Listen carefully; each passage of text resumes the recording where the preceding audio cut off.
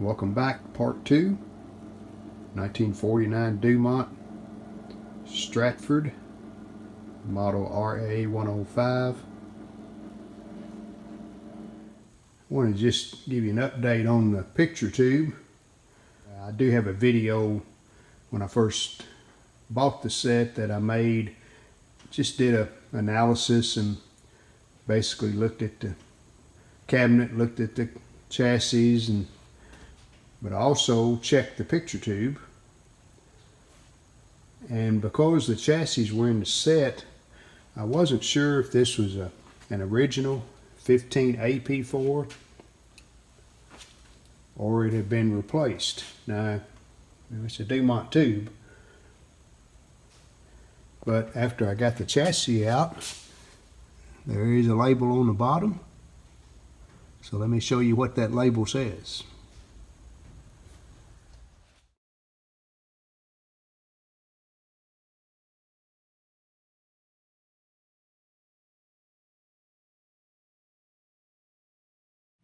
So it is a replacement, a Dumont replacement. Apparently folks went for a new picture tube back in 1957.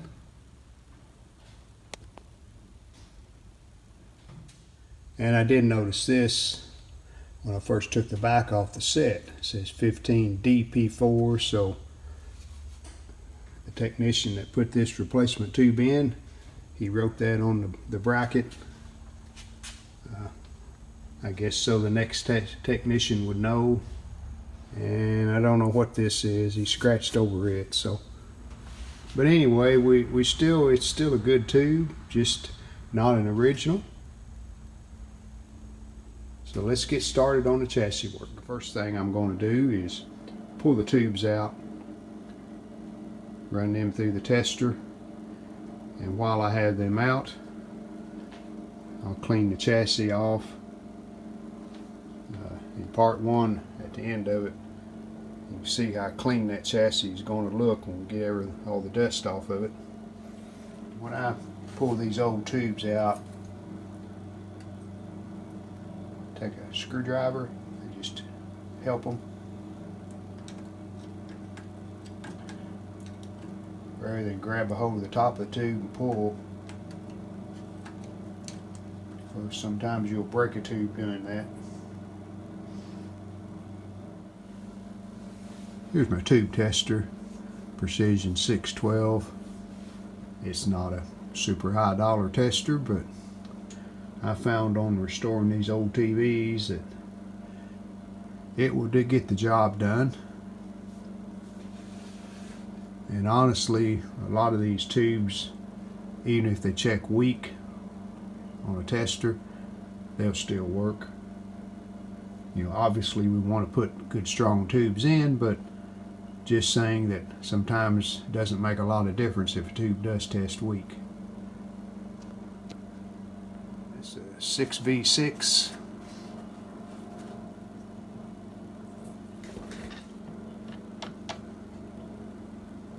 Alright, 1782, so 1782.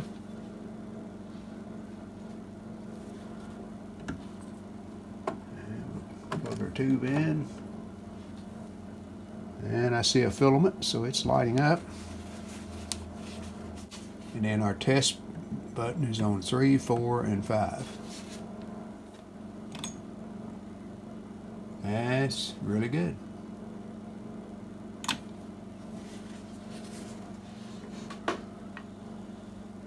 So I'll proceed testing these tubes. If I find a bad one, I'll keep you updated, but we've got about 34 tubes to check, so it's going to take a while, and I won't be videoing that unless I run into a tube that's bad. And as I test these tubes, I'll clean them off. Good time to do that. Get all the dust and the crud off and lay them here on a clean paper towel, and then they'll be ready to put back in the set. Once I get the tubes pulled out and get them all tested, before I put them back in, I'm going to clean this chassis off. It's a great time to do that. Don't have the tubes in the way. Probably vacuum it first. It looks like this is a lot of dust, so we'll vacuum it and then we'll wipe it off too. Fortunately, I have a tube layout chart, so once I get all these tubes pulled out, I can just look at that chart and make sure I put them back in the right place. Another note about cleaning these tubes off. There's a number on that one, 6AG5. When I clean these tubes off, I'm really careful about wiping around that tube number, because sometimes you can wipe that number off. So just be careful. Kind of just dust that part of it off, I guess, instead of doing some hard wiping on it. And I have so many of these 6AG5s. There's a fourth one that I just cleaned off. I just wrote down here on my paper towel. I can put all of them together. There's several duplicates of a lot of tubes, so on we go. Well, all the tubes tested good. Now, the ones that I had duplicates of, like the 6AG5s, 6AT6s, those, when you compare one tube to the other, yeah, one tube may test a little stronger than the other tube, but they all were in the lower side of the green on the good scale. So that's got all the tubes tested in the main chassis. And I'm going to show you these tube shields is in the tuner. These are high quality. See, they got a spring on them, pushes down against the tube, and that's how you lock them in.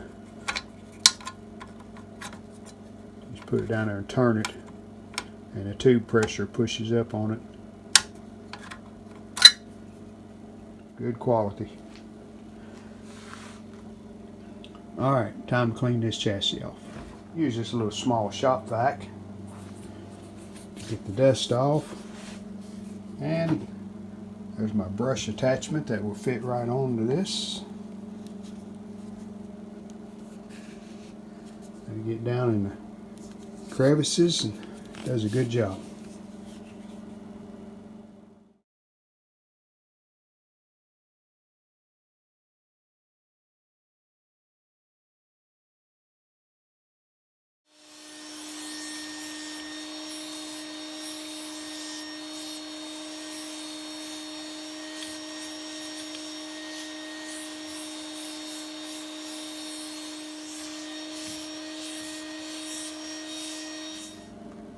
Well, that's a lot cleaner than it was.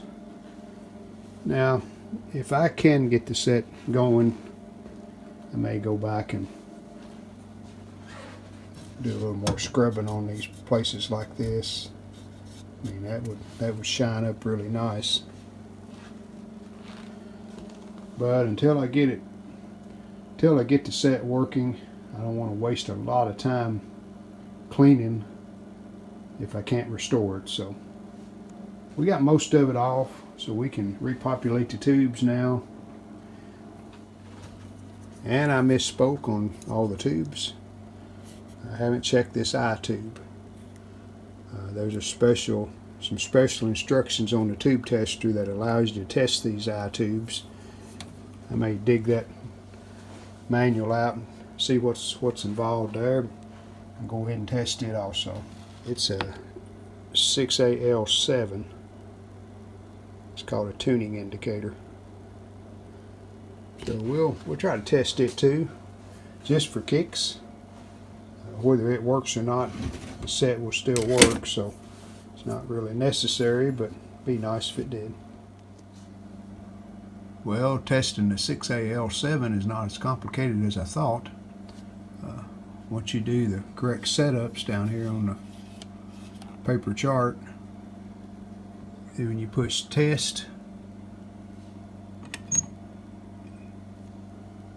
you can see that the segments light up. segments light up. Now whether they're bright, and you know, a new tube might be a little bit brighter, but we're going to go with this one for now. Alright, time to put all these tubes back in the chassis.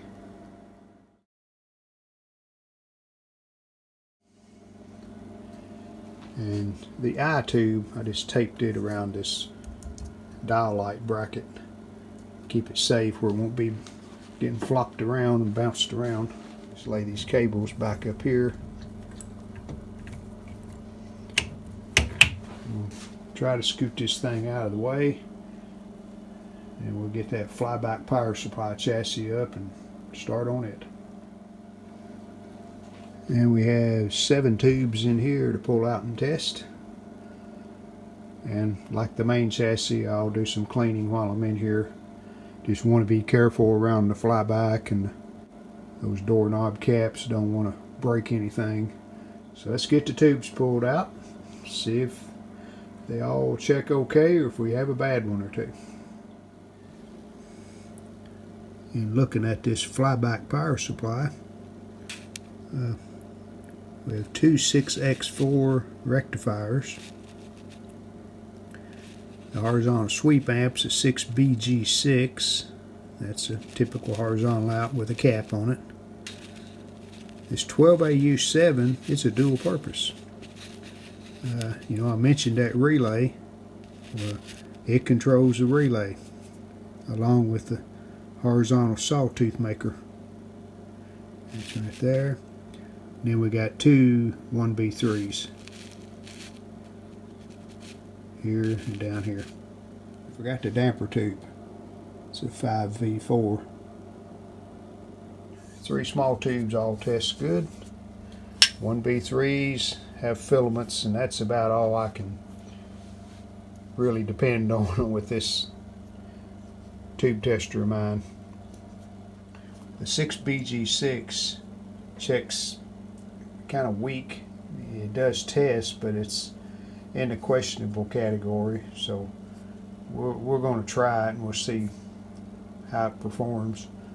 The 5V4, it tested a little above questionable down in the green, but it's in the lower part of the green, so it may need replacing too. We're going to just put them back in for now. Alright, I'm going to be really careful and vacuum some of this dust out. Probably use a little paintbrush to sweep most of it out and pick it up with the vacuum. But see if we can make it look a little better. As I said on the main chassis, if we get this set going, then I'll do more cleaning on this to make it look a lot better than what it looks like now.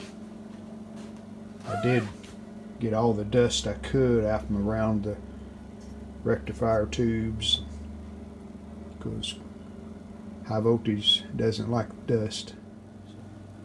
Well, that's going to do it for part 2. Watch for part 3 when we'll be plugging up the soldering iron and start to change some of those caps, both the paper caps and the electrolytics. So, see you next time. We hope you've enjoyed this video. If you did, hit the like button, and we'd love it if you would subscribe to our channel. Thanks.